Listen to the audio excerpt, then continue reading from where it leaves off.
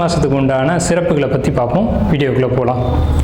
மாசி மாதம் அப்படிங்கிறது சூரியனுடைய சஞ்சாரத்தின் அடிப்படையில் 11வது மாதமாக நம்மளுடைய முன்னோர்கள் அதை எடுத்து வச்சுருக்காங்க. மாசி அப்படிங்கிற மாதம் 11வது மாதம் அப்படின்னு எடுத்து வச்சுருக்காங்க. இது ஏன் அப்படின்னு கேட்டிங்கன்னா, இந்த மாதம் ஒரு புனித நீராடுறதுக்கும், முன்னோர்களுக்கு திதி தர்ப்பணங்களை கொடுக்கறதுக்கும், மந்திர உபதேசங்களை பெறுறதுக்கும், அதே மாதிரி பார்த்துக்கிட்டிங்கன்னா புதிய கலைகளை கற்றுக்கொள்வதற்கும் இந்த மாதம் ரொம்ப ஏற்புடைய ஒரு மாதமாக சாஸ்திரத்தில் சொல்லப்பட்டிருக்கு. குறிப்பாக பெண்கள் இந்த மாதத்தில் விரதம் இருந்து பூஜைகளை ஏற்படுத்திக்கிட்டாங்க அப்படின்னா அது அவங்களுக்கு தாலி பாக்கியத்தை மாங்கல்யம்னு சொல்கிறோம் இல்லைங்களா, அந்த மாங்கல்ய பாக்கியத்தை அதிகப்படுத்தி கொடுக்குது.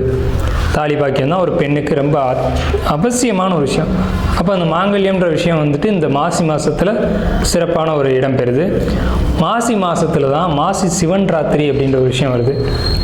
மாசி மாதத்தில் இறை வழிபாடு இல்லாத நாட்களே கிடையாது. எல்லா 30 நாளுமே இறை வழிபாட்டுக்கு உகந்த நாட்கள் தான். அதில் இந்த ஹோலி பண்டிகை கொண்டாடுறதா இருக்கட்டும், சிவராத்திரியாக இருக்கட்டும், இந்த மாதிரி மாசி அமாவாசைக்கும் மாசி பௌர்ணமிக்கும் விசேஷங்கள் அதிகம்.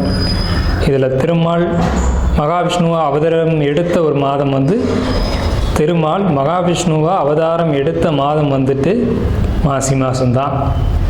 இந்த மாசி அமாவாசைக்கும் மாசி பௌர்ணமிக்கும் விசேஷங்கள் அதிகம். மாசி மாதம் வரக்கூடிய மக நட்சத்திரம் தான் மகாமகம் அப்படின்னு நம்மளுடைய சாஸ்திரம் விசேஷமாக அந்த ஒரு 12 வருஷத்துக்கு ஒரு முறை புனித நீராடல் அப்படின்ற ஒரு விஷயத்தை நம்ம மேலே சொன்னோம் இல்லைங்களா, அந்த விஷயத்தை கொண்டு வராங்க. இதில் தாக்ஷாயினி அப்படின்ற அவதாரத்தில் பார்வதி தாயார் அவதரித்த மாதம் இது. சிவன் திருவிளையாடல் செய்ததும் சிவன் அவதாரம் எடுத்ததும் இந்த மாதத்தில் தான். சிவன் தான் தன்னுடைய திருமணத்தை பார்வதி தேவியை திருமணம் செய்து கொண்ட மாதம் இந்த மாசி மாதம். ஸோ இந்த மாதிரி எண்ணற்ற சொல்ல முடியாத ஏகப்பட்ட விசேஷங்களை கொண்ட மாசி மாதம். குறிப்பாக சொல்லணும்னா 12 மாதங்களுக்கும் 12 தனித்துவம் வாய்ந்த சிறப்புகள் உண்டு. இருந்த போதிலும் மாசி மாதத்துக்குன்னு உள்ள சிறப்புகளை நம்ம மேலே பார்த்துட்டோம். சித்திரை நட்சத்திரம் 1, 2, 3, 4 பாதங்கள் உங்களுக்கு உண்டான பொதுவான ராசி பலன்கள் மாசி மாதத்திற்கு. அதாவது கன்னி ராசியில் 1, 2 பாதங்களும், துலா ராசியில் 3, 4 பாதங்களும் இடம்பெறுது. இந்த 4 பாதங்களும் பொறுத்த வரைக்கும் பொதுவான பலன்கள் அப்படிங்கிறது பார்க்கும்போது பயணங்கள் அதிகமாக இருக்குங்க. இந்த மாதத்தில் பயணங்கள், குறிப்பாக வெளிநாடு போகணும்னு காத்திருந்தவங்களுக்கெல்லாம் வெளிநாடு போகக்கூடிய அமைப்பு இருக்கும். வெளிநாடு போகணும், வேலையில் அழுத்தத்தை சந்திக்கணும், பிஸ்னஸ் ஐடியா கிடைக்கும், பிஸ்னஸ் பண்ணணும்னு நினைக்கிறவங்களுக்கு பொற்காலம். அதே சமயத்தில் உங்களுக்கு கணவன் மனைவி உறவுகளை பொறுத்த வரைக்கும் மனைவி சொல்கிறத கணவன் கேட்டு நடப்பீங்க. இதனால் உங்களுக்கு பாதிப்புகள் இல்லை, இதற்கு மாறாக உங்களுக்கு ஆதாயம் தான் இருக்கும்.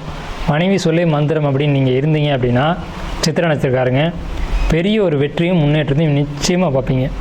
கணவன் மனைவி ஒற்றுமை அதிகரிக்கும், வாழ்க்கையில் சுபிட்சம் கிடைக்கும், பொருளாதார வரவு அதிகரிக்கும். அதே சமயத்தில் வெளியூர் வெளிநாடு பயணங்களும், வெளியூர் போய் சம்பாரிச்சிட்டு வரக்கூடிய அமைப்பும் உங்களுக்கு கிடைக்கும். வெளியூர் போவேனா அப்படின்ற ஒரு கேள்வி உங்களுக்குள்ளே இருக்கும், போவீங்க, போகிறதுக்கான முயற்சிகள் எடுங்க. உடல் ரீதியில் கடந்த காலகட்டத்தில் பாதிப்புகளை சந்திச்சிருப்பீங்க.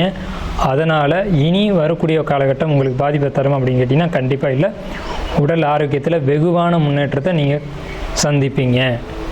துளாராசி சித்திரை நட்சத்திரக்காரங்க நல்ல பலன்கள் மிகுதியாக உண்டு. உங்களுக்கு பரிகாரம் அப்படின்னு பார்க்கும்போது சித்திரை நட்சத்திரத்துக்கு முருகப்பெருமானுடைய வழிபாடு, அதுவும் குறிப்பாக செவ்வாய்க்கிழமையில் பன்னீர் ரோஜா மாலை வாங்கி கொடுத்து முருகனை வழிபாடு பண்ணுறது ரொம்ப முன்னேற்றத்தை கொடுக்கும்.